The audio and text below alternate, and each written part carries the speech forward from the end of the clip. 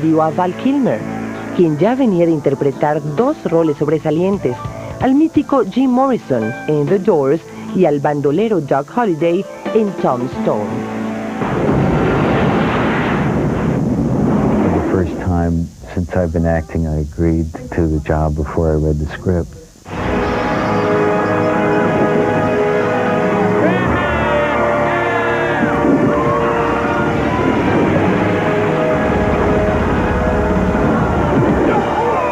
Your entrance was good, his was better.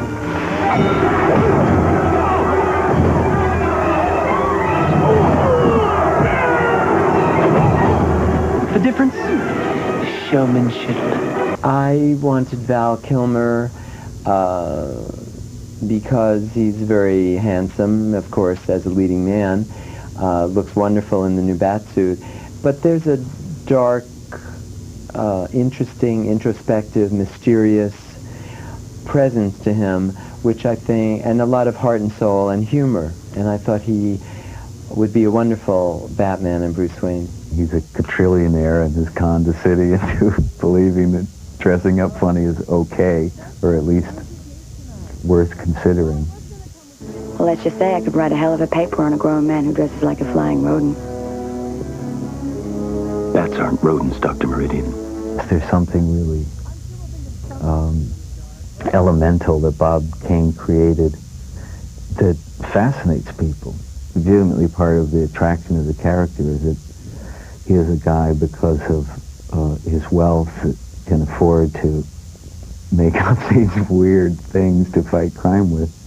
El más popular de estos extraños objetos sigue siendo el inseparable Batimóvil, que apareció por primera vez en 1941 en Batman número 5 y que lo ha acompañado hasta nuestros días, incluso hasta en las versiones cinematográficas, donde cada vez es más sofisticado.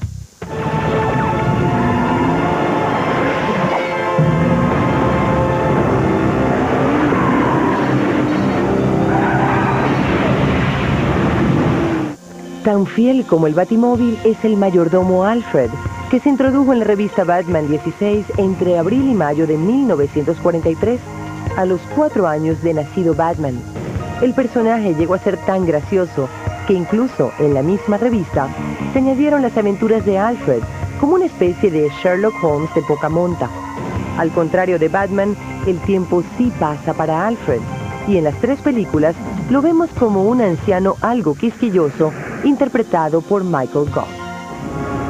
Can I persuade you to take a sandwich with you, sir? I'll get drive-through. Otro personaje inseparable de Batman es Robin. Su debut fue en Detective Comics número 38 en abril de 1940.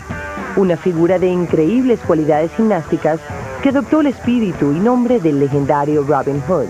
De allí Robin, el joven maravilla. En cuanto al cine, es solo hasta ahora, con el estreno de Batman Forever, que el joven maravilla hace su triunfal aparición interpretado por Chris O'Donnell. What do you suggest, Alfred? By sea or by air?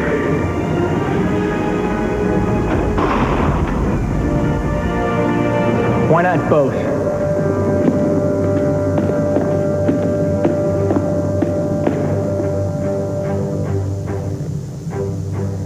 Who's your tailor? It was exciting. You know, I, like everybody else, had been wondering, you know, why Batman, where Robin had been all this time, and so here I am.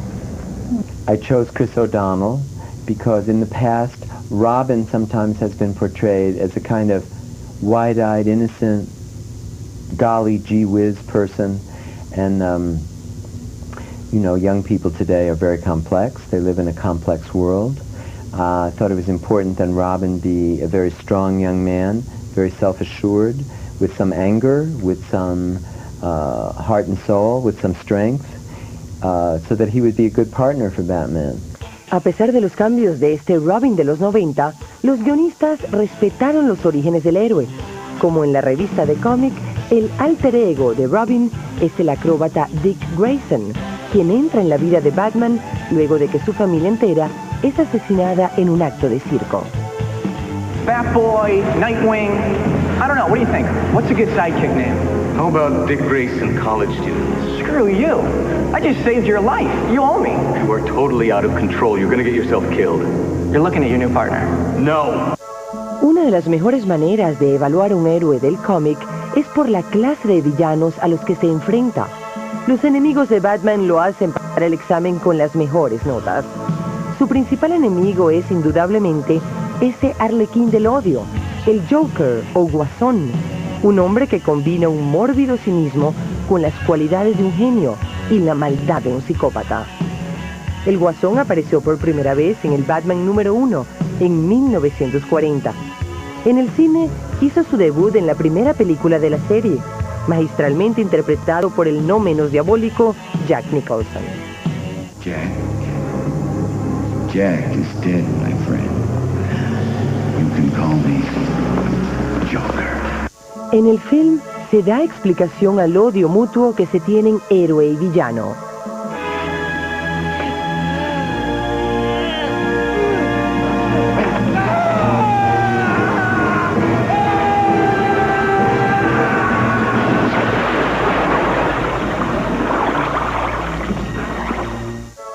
Batman, sin proponérselo, es el creador de la apariencia de tan excéntrico criminal. Mirror. Mirror!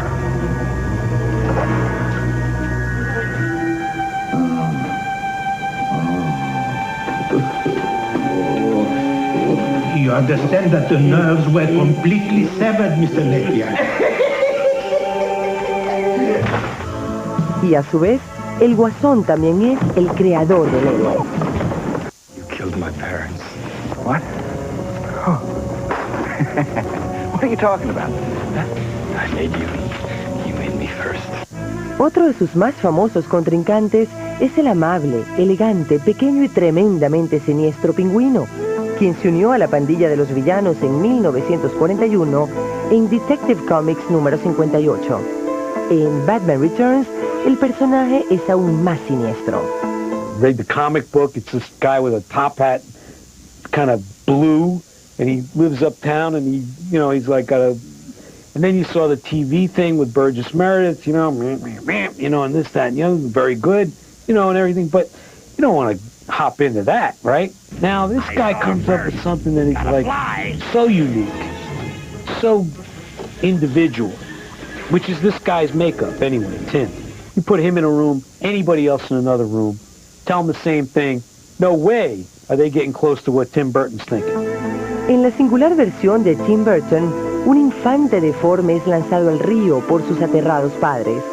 Y 33 años más tarde, este infante se ha convertido en el villano Pingüino. What is that thing? A camera or something? Say cheese. Cheese. En Batman Forever, Joel Schumacher nos trae dos nuevos personajes. Harvey Dent Dos Caras, interpretado por Tommy Lee Jones, y El Acertijo, encarnado por el genial comediante Jim Carrey. Very few people are both a summer and a winter, but you pull it off nicely. What's the point, big boy? Has anybody ever told you you have a serious impulse control problem? Dos Caras apareció en Detective Comics 66 en 1942. En el Batman de 1989, aparece por primera vez en el cine como el fiscal de distrito Harvey Dent, interpretado por el actor Billy D. Williams. Pero es en Batman Forever que Dent sufre un terrible accidente y pasa de ser el representante de la justicia para convertirse en un terrible criminal. Half of his body has been scarred horribly by acid, hurled by an evil gangster named Boss Maroney. And it seems the acid has caused brain damage in Harvey and has divided his life in every aspect, right down the middle, and he's constantly seeking revenge. You're counting on the winged Avenger to deliver you from evil, aren't you, my friend? Are you gonna kill me? Maybe, maybe not. You could say we're of two minds on the subject. You a gambling man? Let's say we flip for it. One man is born a hero, his brother a coward. Babies starve, politicians grow fat, holy men are martyred, and junkies grow legion. Why? Luck! Blind, stupid, simple, doodah, clueless luck!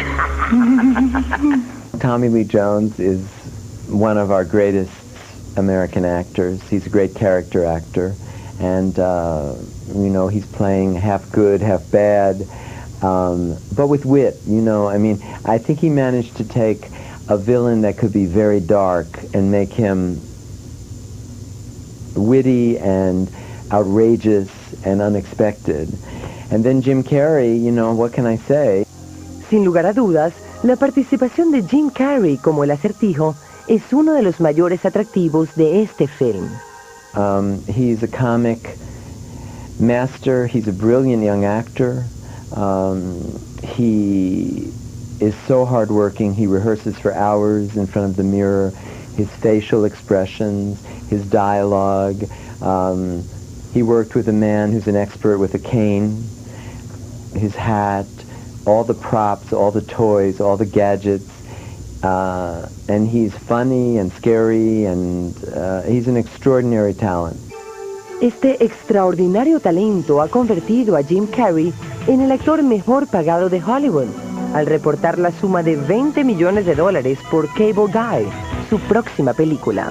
Probably the hardest thing about working on the movie is not laughing while Jim was working. Like the jacket? It keeps me safe when I'm jogging at night. Batman will come for me. Batman? Batman, you say? Coming for you? I'm counting on it! Is just, you know, he's hateful, you know, pretty hateful guy. But at the same time, he's fascinated with every aspect of his own thought process. Who is Batman? Esta misma pregunta se la han hecho todas las chicas que han querido ver a Batman al desnudo. En la versión cinematográfica de 1989, Kim Basinger es Vicky Vale, una famosa fotógrafa encargada de los sucesos criminales de la ciudad gótica, que se involucra sentimentalmente con Bruce Wayne, pero al mismo tiempo cae a los brazos de Batman, quien la rescata en repetidas ocasiones, hasta que por fin descubre que sus dos pretendientes son un mismo hombre. Why won't you let me in? En Batman Returns, otra chica aparece en la vida del enmascarado, pero esta vez la relación es un poquito más complicada. Who's the man behind the bat? Gatúbela, que en los cómics es la única mujer en la vida de Batman, es encarnada en esta película por Michelle Pfeiffer. Al comienzo de la historia ella es Selina, una insulsa y curiosa secretaria que al descubrir los maléficos planes de su jefe, es empujada por él desde lo alto de un edificio para luego ser asaltada por una pandilla de gatos que la hacen volver a la vida con una personalidad muy diferente a la original.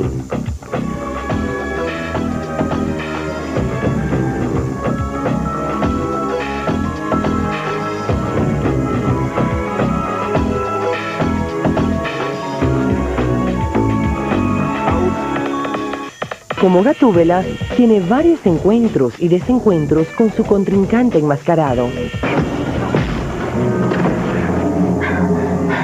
How could you? I'm a woman. I'm sorry,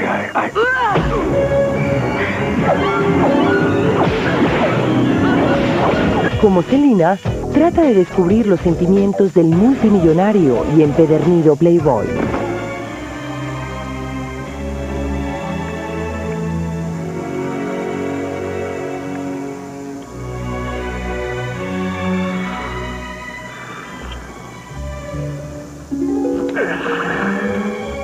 En Batman Forever, Nicole Kidman interpreta a la tercera chica en la vida del héroe. I play Dr. Chase Meridian, who is a criminal psychologist who's brought to Gotham City because she specializes in dual personalities. She meets Batman, becomes obsessed with him, and then she meets Bruce Wayne, and Bruce Wayne falls in love with her. So it's actually this love triangle.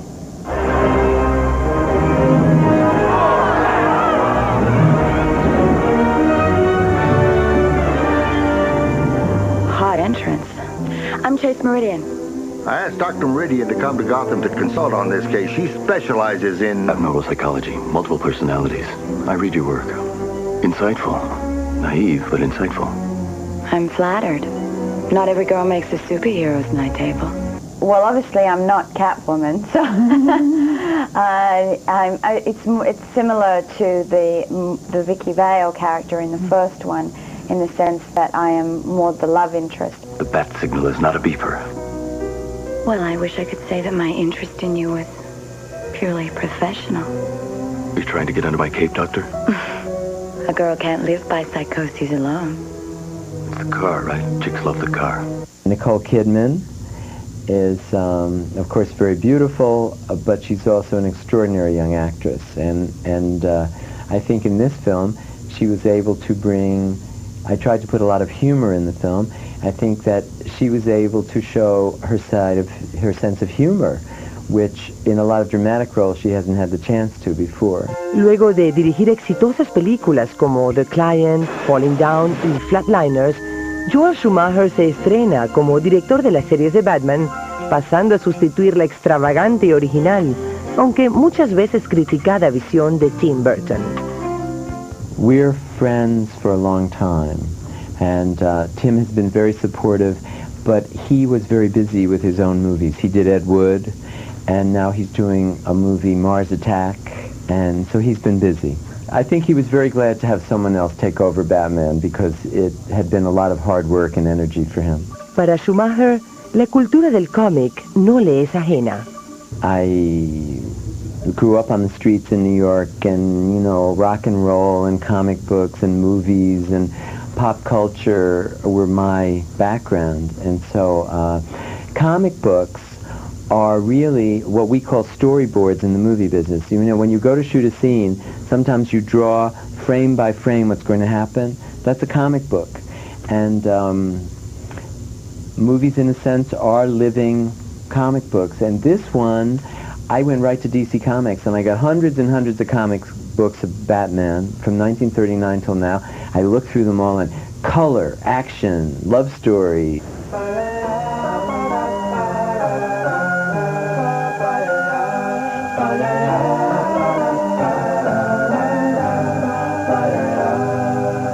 Very strong relationships. I think it's a movie about partnership, about duality, about finding yourself, about revenge. And a lot of fun and games, too. It isn't a Joel Schumacher film. It's really made for the public. But did you know that when it snows, my eyes, they come alive, and the light that you shine can't be seen? Baby, I compare you to a kiss from a rose on the grave. Ooh, the more I get of you, stranger it feels, yeah. And now that your rose is in bloom, I like hits the gloom on the grave. Fire rose on the grave. I've been kissed by a rose on the grave. And if I should kiss by a rose on the grave, I've been kissed by a rose on the grave. There is so much a man can tell me.